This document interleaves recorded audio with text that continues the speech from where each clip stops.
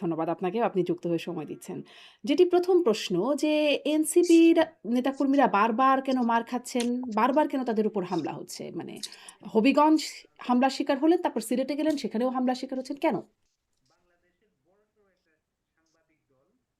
এটা দেখতে হবে যে হামলার শিকার হওয়ার জন্য কোনো ইনস্টিগেশন অর্থাৎ প্ররোচনা তাদের নিজেদের তরফ থেকেও আছে কিনা সেটা একটি বিষয়। দেখুন, সভ্য রাজনীতিতে একটি রাজনৈতিক দল মিছিল মিটিং করবে, সমাবেশ করবে, এলাকায় যাবে নির্বিঘ্নে। সরকার তাদের নিরাপত্তা বিঘ্নিত যেন না হয় সেটা চেষ্টা করবে এবং তাদের নিরাপত্তার বিষয়টাও দেখবে সরকার। কিন্তু সরকারকে সহযোগিতা করাটাও যারা রাজনীতি করেন তাদের একটা অংশ। এটা তো এমন না যে সরকার পতনের আন্দোলন কিংবা এমন না যে আম খুব আহামরি জমায়েত, এমন না। দেখুন, এনসিপি জুলাইকে সামনে রেখে তাদের দেশব্যাপী যে জনসংযোগ সেটি করার চেষ্টা করছে। আমি যতদূর জানি তারা ১০ দিন ধরে উত্তরবঙ্গে আ সম্মেলন করেছে, গেছে মানুষের কাছে। একটা জায়গায় কিন্তু স্থানীয় বিএনপি নেতাকর্মী বরঞ্চ সহযোগিতা করেছে।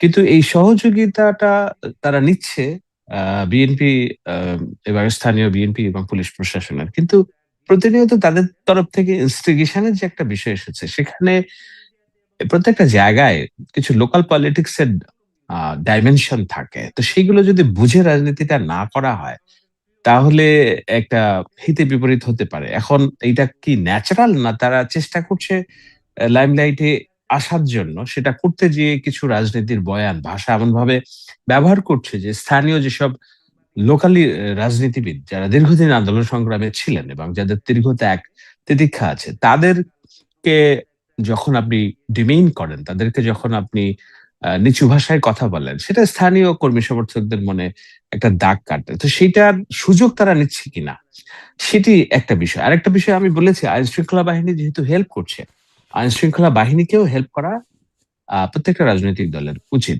যেমন আমি কিছু ভিডিও দেখেছি। দেখুন, একটা ছেলেকে আম তার চোখে আঘাত লেগেছে। এটা কোনোভাবেই কাম্য নয়। কিন্তু যেটা হয়েছে, ফার্দার ইনস্টিগেশন যেন না হয়, ফার্দার যেন ঝামেলা না হয়, এজন্য পুলিশের তরফ থেকে একটি ১৪০ ধারা জারি করা হয়েছিল। হয়তো ১৪০ ধারা জারি না করেও জিনিসটা হ্যান্ডেল করা যেত, সেটা করে নাই। না করাতে হয়েছে বিষয়টা লাইমলাইটে অনেক প্রচারণায় চলে এসেছে। সংবাদপত্রের প্রচারণায় চলে এসেছে। তাতে সরকারের খুব বেশি লাভ হচ্ছে বলে মনে হয় না। কিন্তু তাদেরও যে কি খুব বেশি লাভ হচ্ছে? যেসব কিন্তু আপনি যে কথাবার্তা বললেন যে তারা আ লাইমলাইট এ আসার জন্য আমি করছে, আমি শেষ তো করি, লাইমলাইট আমি এ তো শেষ আসছেন। করি। হ্যাঁ। আমি লেখি শেষ করি যে দেখেন, পুলিশের উপরে যেভাবে তারা আক্রমণ করছে, পুলিশের উপর অশ্রাব্য ভাষায় তারা গালিগালাজ করছে।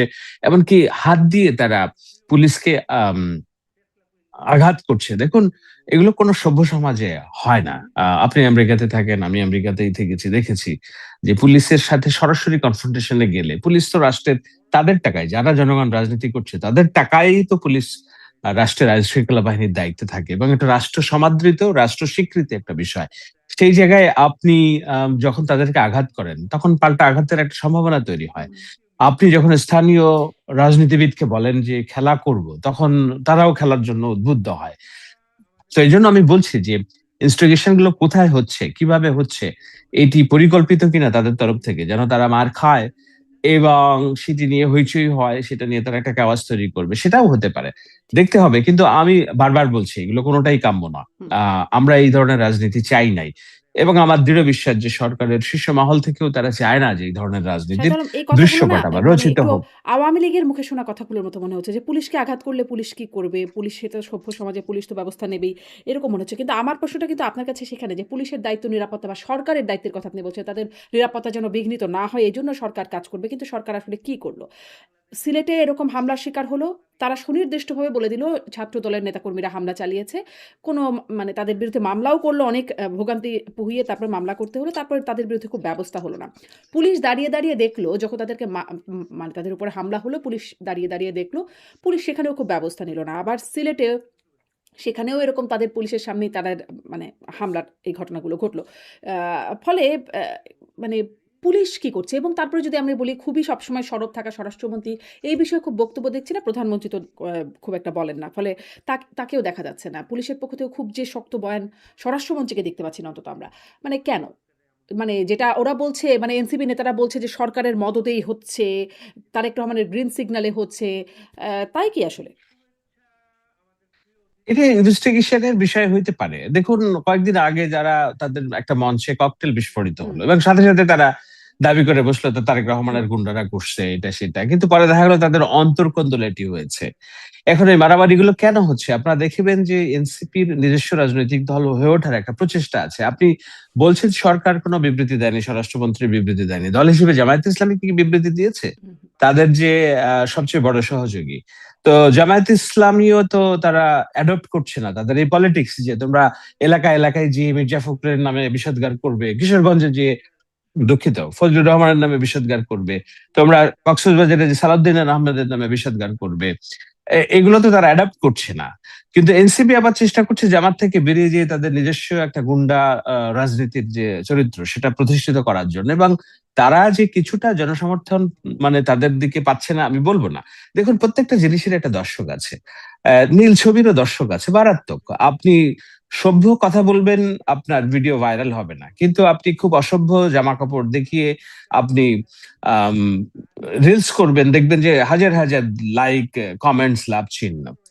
So, সভ্য রাজনীতির দর্শক হয়তো আছে, অনেক আছে, কিন্তু অসভ্য রাজনীতির দর্শক এবং উৎসাহী দর্শক অনেকেই আছে। তো সেটা দেখা যাচ্ছে যে তারা যেখানে যাচ্ছে এই ধরনের কথাবার্তা যখন বলছে, আওয়ামী লীগ, কথিত আওয়ামী লীগ তারা পছন্দ করছে।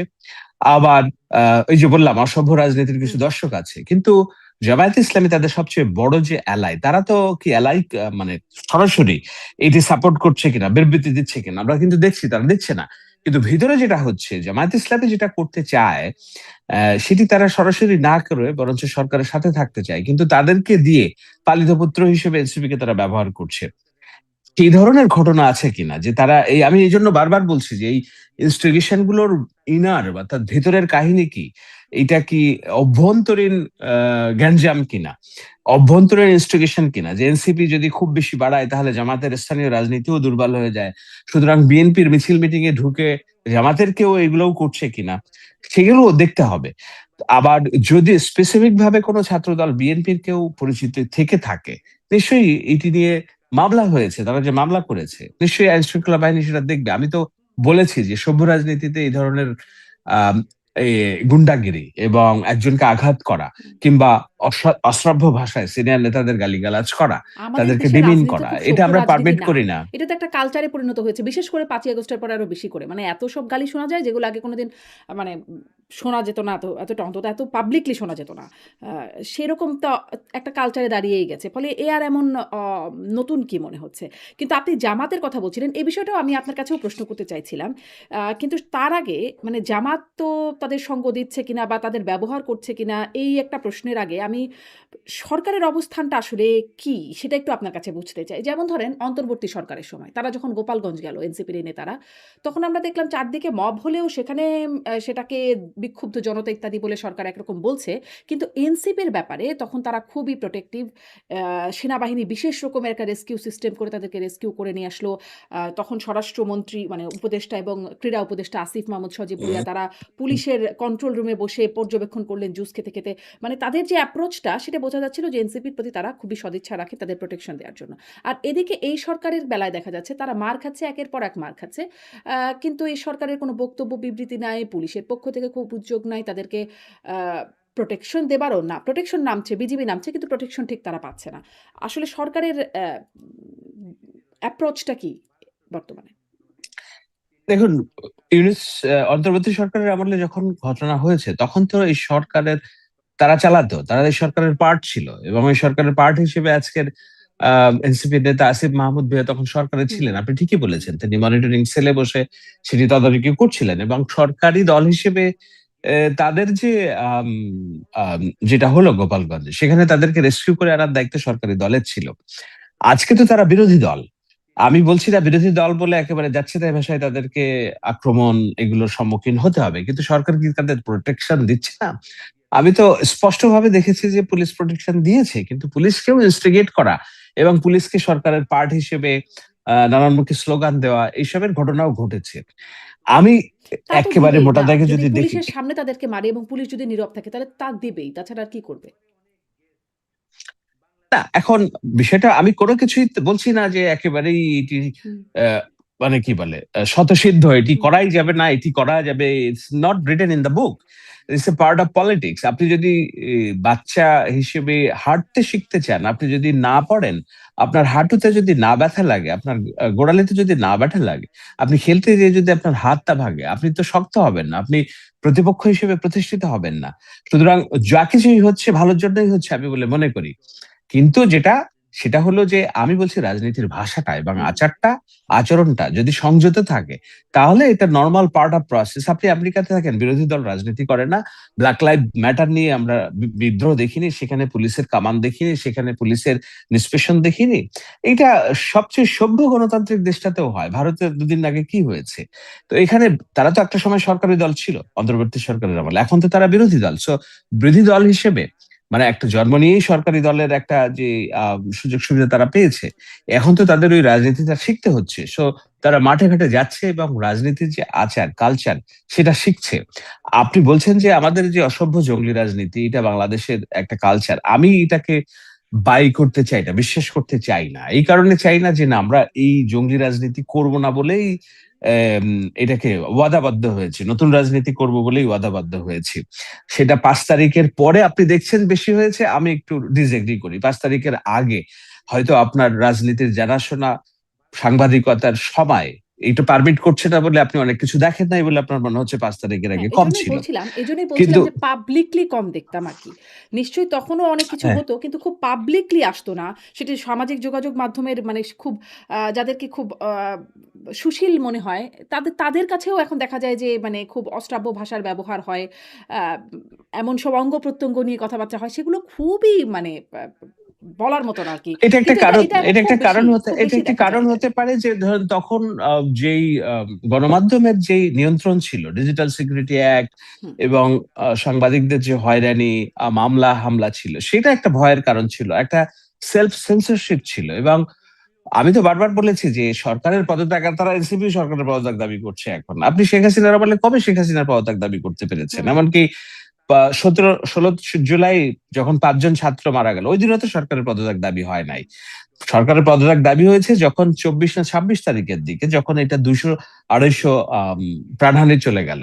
তো আপনাকে বুঝতে হবে যে রাজনীতির প্রেক্ষাপটটাও তখন এরকম ছিল না, তখন অনেক নিয়ন্ত্রিত ছিল, গণমাধ্যম নিয়ন্ত্রিত ছিল। এখন তো গণমাধ্যমের নিয়ন্ত্রণ নাই, মজুর জার্নালিস্টদের নিয়ন্ত্রণ নাই, এবং এর চেয়ে যেটা হয়েছে সেটা ৫ তারিখের পরে জেনজির যে ল্যাঙ্গুয়েজ সেইটা উন্মুক্ত হয়ে গিয়েছে। এটা কিন্তু শুরু করেছে বাংলাদেশ দিয়েই, আপনাকে বলতে হবে। শ্রীলঙ্কার যে মুভমেন্ট, ওটা জেনজির মুভমেন্ট ছিল না। এরপর নেপালের যে মুভমেন্ট, সেখানে জেনজির মুভমেন্ট, আজকে ভারতের মুভমেন্ট ও জেনজির মুভমেন্ট। তো জেনজির মুভমেন্টে এই যে স্ল্যাং, এটি একটি পার্ট অফ আমাদের সাউথ এশিয়ান পলিটিক্স হয়ে গিয়েছে। এটি একটি নতুন ফেনোমেনা, যেটা ১৬ জুলাইয়ের আগে, ৩৬ জুলাইয়ের আগে বাংলাদেশে পুরো উপমহাদেশেই ছিল না। সো ওটাও আমাদের ডিল করতে হচ্ছে যে স্ল্যাং ল্যাঙ্গুয়েজ গুলো পলিটিক্স এর পার্ট হয়ে গেছে। আপনি জানেন যে ভারতের পার্লামেন্টে অনেক সংসদ সদস্য স্ল্যাং ল্যাঙ্গুয়েজ কে অ্যাডপ্ট করে প্রতিপক্ষকে তারা ঘায়াল করার চেষ্টা করছে। সো এটি নিউ ফিনোমেনা আমাদের রাজনীতিতে। এবং এটা আমাদের উদ্বেগ ঘটাচ্ছে যে না, কিভাবে এই বিষয়গুলো সামনে আনা যায়, এবং গণমাধ্যম, সুশীল সমাজ, এমনকি অভ্যন্তরীণ রাজনীতির তরফ থেকেও নানানভাবে এই বিষয়গুলো নিরুৎসাহিত করা হচ্ছে। নিশ্চয়ই কোথাও না কোথাও যেয়ে দাঁড়াবে সামনে। জি। আপনি বলছিলেন যে এটা আসলে ইনস্টিগেট করছে কিনা এই হামলাগুলো বা কেউ কি লাইমলাইটে আসার চেষ্টা করছে কিনা? আবার এরকমও কি কোনো চেষ্টা হচ্ছে কিনা? কারণ যখন মানে প্রশ্ন করার আগে কেন করছি সেটা একটু বলে নেই। যে যখন আসলে হামলার ঘটনা একের পর এক ঘটছে, তখন দেখা যাচ্ছে যুক্তরাষ্ট্রে ট্রাম্পের বিশেষ দূত সার্জিও গোর এসেছেন। তার সাথে বৈঠক হচ্ছে পররাষ্ট্রমন্ত্রী দীনেশ ত্রিবেদীর সাথে কথা হচ্ছে। মানে ভারতের রাষ্ট্রদূতের সাথে কথা হচ্ছে। আ কিছুকে আড়াল করারও চেষ্টা হচ্ছে কিনা? কারণ অতীতেও মানে অন্তর্বর্তী সরকারের সময় থেকে পরবর্তীতে অনেক কিছু আড়াল করার চেষ্টা এবং সফলভাবে আড়াল করার ব্যাপার আমরা দেখেছি। ফলে এই প্রশ্নটা জাগছে যে কিছু কি আড়াল করারও চেষ্টা হচ্ছে কিনা? শাক দিয়ে মাছ ঢাকা আরকি। আড়াল করার চেষ্টা কে করবে, মানে কার কাছ থেকে আড়াল করবে, সেটিও একটা বিষয়। যে এখানে জনগণের কাছ থেকে। রাষ্ট্রপরি জনগণের কাছ থেকে, এমন না যে রাষ্ট্র চুরি করে অন্য কাউকে দেওয়া হচ্ছে, কিংবা রাষ্ট্রের অন্য কোনো বিষয় একেবারে ভিন্ন রাষ্ট্রকে সুবিধা দেওয়া হচ্ছে, এরকম কোনো বিষয় এখনকার দুনিয়ায়, বাস্তবতায় সেটা সম্ভব না। প্রত্যেকটা জিনিস স্ক্রুটিনাইজেশনের সুযোগ আছে। সুতরাং আড়াল করার পার্ট যদি হয়ে থাকে, তাহলে আপনাকে তো বলতে হবে যে এনসিপি সরকারের সাথে যোগসাজশেই মার খাচ্ছে, তাই না? আম তো সেটা তো যদি না হয় তাহলে যোগসাজশে মাইর খাওয়ার গণমাধ্যমে কেন দরকার এত নাই তো। ধরেন এনসিপিকে মারা হচ্ছে, ওদিকে সবার লাইমলাইট আর অ্যাটেনশন এদিকে। মানে এটা আমরা এখন না বলছি, অতীত থেকেই দেখে আসছি। এমনকি মানে শেখ হাসিনার আমল যখন ছিল বা আওয়ামী লীগ আমল, তখন আপনারা দেখতাম যে ঘটনা আসলে অন্য কিছু ঘটে যাচ্ছে, কিন্তু আমরা সবাই আলোচনা করছি অন্য হুম, বিষয় নিয়ে। এবং সেটাই তারপরে তো দেখলাম আমাদের মার্কিন দায়িত্ব। বাণিজ্য চুক্তি হয়ে গেল। কেউ আলোচনা করল না। তখন সবাই টুকটাক গোপন চুক্তি হয়ে গেল, এটা নিয়ে সমালোচনা করল। পরে এসে শুনলাম সবাই নাকি জানতো বিষয়টা। মানে জামাতের আমিরও জানতেন, তারেক রহমানও জানতেন, আর আ খলিলুর রহমান দেশে গেলে তো সরাসরি তারেক রহমানের পররাষ্ট্রমন্ত্রী হয়ে বসে গেলেন। ফলে কিছু হয়ে গেল যেগুলো আসলে আমাদের দৃষ্টির মধ্যে পড়তে দেয়া হলো না। এরকম কোনো চেষ্টা আছে কিনা? এরকম চেষ্টা হলে তো আমার আপনার দায়িত্ব সেটা খুঁজে বের করা, তাই না? আমাদের সোর্স আছে, অনেক সোর্স আছে। আপনি সাংবাদিক, আমি সাংবাদিক। আর সাংবাদিকতা তো এখন অনেক বেশি উন্মুক্ত। যার হাতে মোবাইল আছে সেই সাংবাদিক। এ যার হাতে এবং সেটা শুধু দেশের ভিতরে না, দেশের বাইরে থেকেও তো নানান বিষয় আছে। আপনাকে সবগুলো জায়গায় ইন্টারনেট, সংবাদ প্রবাহের যেসব জায়গা সেখান থেকেও নানান ক্লু পাওয়া যেতে পারে।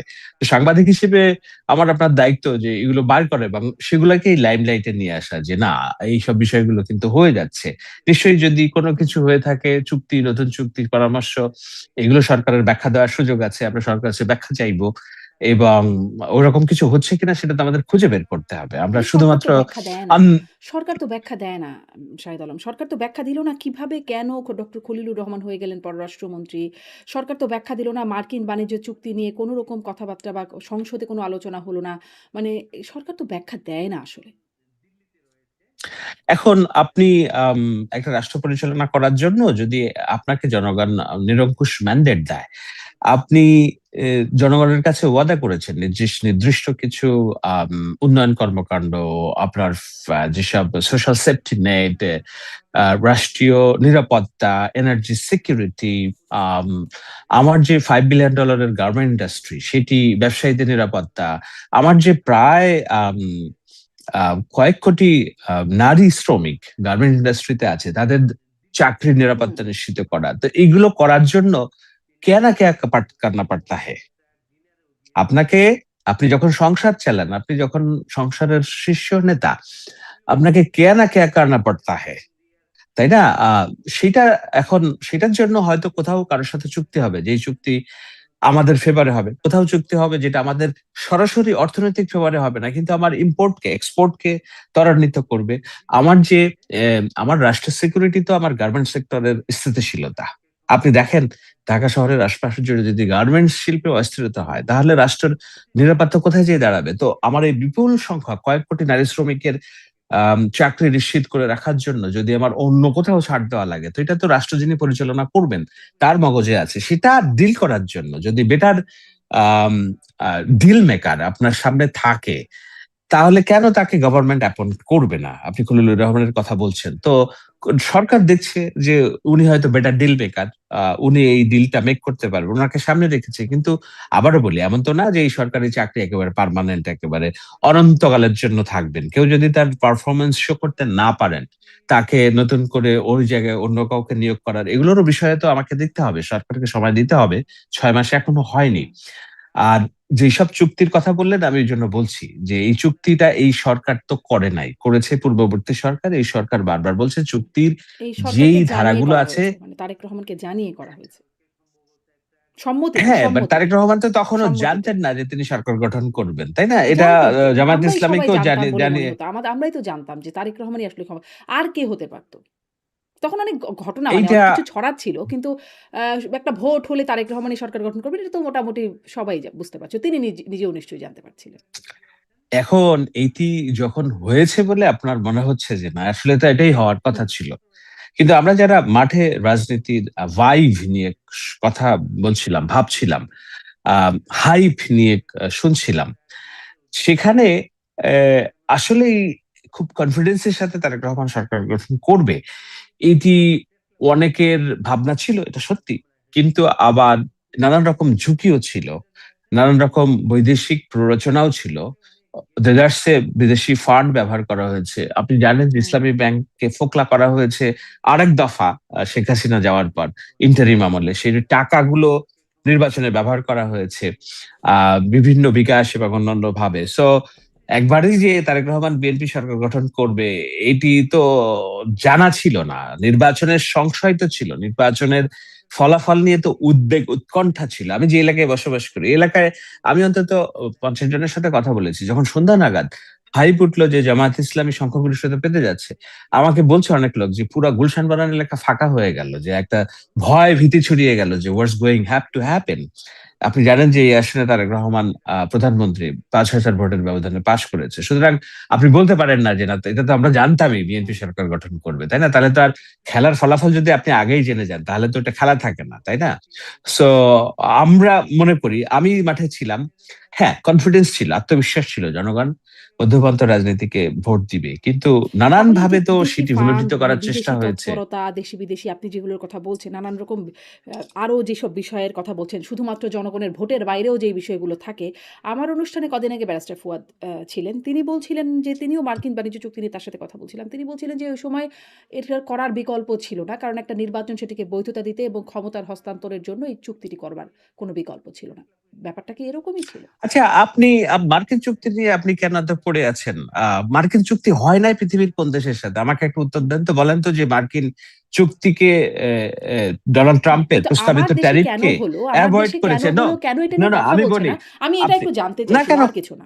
না কথা সবাই বলছে, কথা হচ্ছে এই যে আমি আপনি কথা বলছি, কথা বলছি তো আমি আপনি বলছি, কিন্তু ভারতের সরকার পার্লামেন্ট। বলছে না, বিরোধী দল বলছে না, অন্তর্বর্তী সরকারও বলে নো, নাই। এইটা একেবারেই আমার মনে হচ্ছে যে এইটাকে টেনে নিয়ে আসা হচ্ছে বারবার। আপনি নরেন্দ্র মোদীর গভর্নমেন্টের কথা বলেন, কে কি তার জনগণের কাছে জবাবদিহি করেছে কিনা যে কি চুক্তি করেছে? হুম। আমাদের চেয়ে হাজার গুণে বেশি তার রাষ্ট্রের এটাকে কি বলে, শেখ স্বার্থ হাসিনার সরকার জলাঞ্জলি দেওয়ার ফেলে চুক্তি দেওয়া হলো বলে। মানে এই কথার একটা অন্যতম একটা বিষয় ছিল যে ভারতের কাছে দেশ বেচে দিচ্ছে, গোপন চুক্তি হচ্ছে, সেগুলো আমরা জানি না। তো তাই এক্সকিউজ তো মি সেই শারমিন, একই এক্সকিউজ। শেখ হাসিনার সরকারকে ফেলে দেওয়া হয়েছে মানে মার্কিন চুক্তি, মার্কিন প্ররোচনায়, I don't buy that logic. এটি আপনাদের একটা ধারণা থাকতে পারে। শেখ হাসিনা একবারে পিওর ক্লিন গণ অভ্যুত্থানে পড়েছে এবং কিন্তু ওই যে মাসুদ, মানুষের হান্নান মাসুদের সাথে সম্মিলিত। আবার একটা ফোনালাপ ইদানিং বের হলো। মানে অনেকগুলো বিষয় মিলিয়ে তখন কি আসলে মার্কিনের উপস্থিতিটা একদমই আপনারা উড়িয়ে দেন? মানে আ ধরেন একদম ফরহাদ মাজারের বক্তব্য, যে তিনি একদম স্পষ্টই বলেছেন। তারপরে আমেরিকান যারা আছেন, জেফরি স্যাক্স থেকে শুরু করে মাইক বেঞ্চ বা ইভেন ডোনাল্ড ট্রাম্পের $1,000,000 সহায়তার কথা। আ মানে আমাদের দেশের আসিফ মাহমুদরাও বলছিলেন যে এমবাসির সাথে যোগাযোগ। হান্নান মাসুদের একটা ফোনালাপ সম্প্রতি মানে ফাঁস হলো। সেখানেও বলছেন যে কিভাবে যোগাযোগটা করছেন মার্কিন এমবাসি। মানে আমাদের দেশে গণ অভ্যুত্থান হচ্ছে, মার্কিন এমবাসি কেন এত গণ অভ্যুত্থানের সৈনিকদের সাথে বা যোদ্ধাদের সাথে তারা কেন এত যোগাযোগ? মানে এত তাদের তৎপরতা। ফলে তাদের কি কোনোই ভূমিকা ছিল না? আমি দেখি না। আমি একেবারে ক্লিন, তাহলে খুব এগুলোকে কনফিডেন্স কি মনে নিয়ে করেন? বলি। এই যে এই বিষয়গুলোকে কি মনে করেন? আমাদের এইটা অভ্যুত্থানের তো সৈনিকরাও তাদের বলছেন, সারা আমেরিকানরাও পৃথিবীতে। বলছেন। এটাকে কি মনে করেন? দেখুন দেখুন আমি আপনাকে বলি, আমাদের তো যুক্তরাষ্ট্রের ইনভলভমেন্ট বাংলাদেশের এটি তো আজকের নতুন না। এখানে তাদের বিলিয়নস অফ ডলার ইনভেস্টমেন্ট আছে, এখানে ইউএসএইড তাদের আছে, এখানে হাজার হাজার কর্মী তাদের কাজ করে, সো তাদের স্বার্থ আছে এখানে। এই দেশে কারা সরকার পরিচালনা করবে, কিভাবে না করবে, শুধু এই দেশ কেন, আপনার কি মনে হয় যে ভারতে তাদের ইনফ্লুয়েন্স নেই? আপনার কি মনে হয় পাকিস্তানে তাদের ইনফ্লুয়েন্স নাই? 100% আছে। আপনার কি মনে হয় ভারতের ইনফ্লুয়েন্স গত 17 বছর ছিল না বাংলাদেশে? কারণ তাদের বিলিয়নস অফ ডলারের বিজনেস ছিল, এখানে হাজার হাজার মানুষের কর্মসংস্থান ছিল। আজকে কেন ভারত উঠে পড়ে লেগেছে তারেক রহমানকে তাদের দেশে একবার নেওয়ার জন্য, হুম, সম্পর্ক উন্নয়ন করার জন্য? আপনি দেখছেন যে ভারতের যে এনভয় আছে বাংলাদেশে, উনি বলছেন আমরা মুখিয়ে আছি কবে যাবেন। হুম। তারেক রহমান সবাই নিচ্ছেন যে না ঠিক আছে, আমি দেখি কোন কোন বিষয়ে আলোচনা হতে পারে। So it's international relationship. International রিলেশনশিপে যুক্তরাষ্ট্রের প্রভাব বাংলাদেশে কোনোদিন কমতি ছিল না। তো এই দেশে যুক্তরাষ্ট্র মানে তো শুধু সরকার না, যুক্তরাষ্ট্রের সিভিল সোসাইটি অনেক পাওয়ারফুল। সেই সিভিল সোসাইটি জনগণের ট্যাক্সের টাকা গভর্নমেন্টকে যে দেয়, তার একটা অংশ তারা এনশিওর করতে চায় যে পৃথিবীর অন্যান্য দেশে কিভাবে ডেমোক্রেটিক ভ্যালুজ প্র্যাকটিস হচ্ছে সেখানে তোমরা নজর রাখো। সেইটা করার জন্য নানান রকম ইনস্টিটিউশনস আছে, তার মধ্যে ইউএসআই এইড, এনডিআই, আইআরআই, এগুলোর নাম আপনি জানেন। তাদের মাধ্যমে একটা সামাজিক চাপ থাকে, একটা সুশীল অর্থাৎ সিভিল সোসাইটির একটা চাপ থাকে। সেই সব জায়গাগুলো দিয়ে তারা কিছু মানি ইনজেক্ট করে যেন হিউম্যান রাইটস, ডেমোক্রেটিক ভ্যালুস গুলো প্রতিষ্ঠিত হয়। সেইটার পার্ট হিসেবে তাদের যে যোগাযোগ কর্মকাণ্ড কোন বছর ছিল না। বরঞ্চ আমরা দেখেছি যে না শেখ কিন্তু হাসিনার জুলাই আমলে অভ্যুত্থানে এগুলোকে ধরেন স্ট্রংগেস্ট তুড়ি হিরো, মেরে রিয়াল উড়িয়ে হিরো দেওয়া। হ্যাঁ, সেটার আখ্যায়িত হ্যাঁ। করা হচ্ছে পিটার হাসকে। করছেন তুলি মায়ের ডাকের যিনি আছেন মানে এখন এমপিও আছেন সংরক্ষিত আসনে বিএনপির। তিনিও আসলে সেই কেন মানে হুম। স্ট্রংগেস্ট হিরো তো আমাদের জুলাই যোদ্ধারা। সেখানে পিটার হাস হচ্ছে strongest hero, real hero July যোদ্ধারা। স্ট্রংগেস্ট হিরো এই কারণে, যখন আমার আমার ভাই, আমার মা, আমার বোন গুম হচ্ছে, আমার বিরুদ্ধে যখন মামলা হচ্ছে ডিজিটাল সিকিউরিটি আইনে, আমার পরিবারকে যখন একাধিকবার পুলিশে হয়রানি করা হচ্ছে, আমার বাবা হাসপাতালে মরার 1 সপ্তাহ আগেও যখন ডিজিএফআই গিয়েছে তাকে জিজ্ঞাসাবাদ করার জন্য, এই কথা বলার জন্য তো বাংলাদেশের কোনো সাংবাদিক পৃথিবীর অন্য কোনো দেশের রাষ্ট্রদূতরা ওয়াকিফল থাকেন নাই। কিন্তু পিটার হাস তখন মায়ের ডাক নামক একটা অর্গানাইজেশনের আমন্ত্রণে একাধিকবার গিয়েছেন এবং এটি বলার চেষ্টা করেছেন যে এনফোর্সড ডিসঅ্যাপিয়ারেন্স বন্ধ করতে হবে। আপনাকে দেখতে হবে একটা বড় বিল্ডিং আপনি যদি ফেলাইতে চান, তাকে তার পিলার গুলোকে আপনাকে দুর্বল করতে হবে আগে। শেখ হাসিনা 17 বছরের যে মাফিয়া তন্ত্র, হুম, সেই মাফিয়া তন্ত্রকে যদি একটা বড় বিল্ডিং হিসেবে আপনি দেখেন, তার ছোট ছোট পিলার গুলোকে আগে দুর্বল করা হয়েছে। একটা হলো যে সেনাবাহিনীর যে দুর্নীতি, সেনাপ্রধানের আজিজের, সেটার একটা ডকুমেন্টেশন যখন করা হলো প্রাইম মিনিস্টার্স ম্যান, সেটা তার যে ভিত্তি অনেকখানি নাড়িয়ে দেয়। আপনার এই যে কি বলে সশস্ত্র বাহিনীর ভিতরে যখন র্যাবের উপরে স্যাংশন করা হলো ইন্টারন্যাশনালি, তখন তার আরো একটা পিলার দুর্বল হয়ে গেল। যখন এই যে মানবাধিকার এনফোর্স ডিসঅ্যাপিয়ারেন্স, এই খুঁটিটাও যখন উন্মোচন করা হলো যে শেখ হাসিনা শাসন ব্যবস্থাকে টিকিয়ে রাখার জন্য আয়নাঘর করছে, এটা করছে, হুম, তার আরো খুঁটি দুর্বল হয়ে গেল। যখন এই খুঁটিগুলো দুর্বল হয়ে গেল, ইন্টারন্যাশনালি ন্যাশনালি তার পক্ষে মানুষের কথা বলার যুক্তি হারিয়ে গেল। সেজন্য একটা ধপাস করে হুম, কয়েক রাতের ব্যবধানে তার যে 17 বছরের যে আম, মাফিয়া হুম। তন্ত্রের গড়ে তোলার যে একটা স্ট্রাকচার, সেটি ধ্বংস হলো।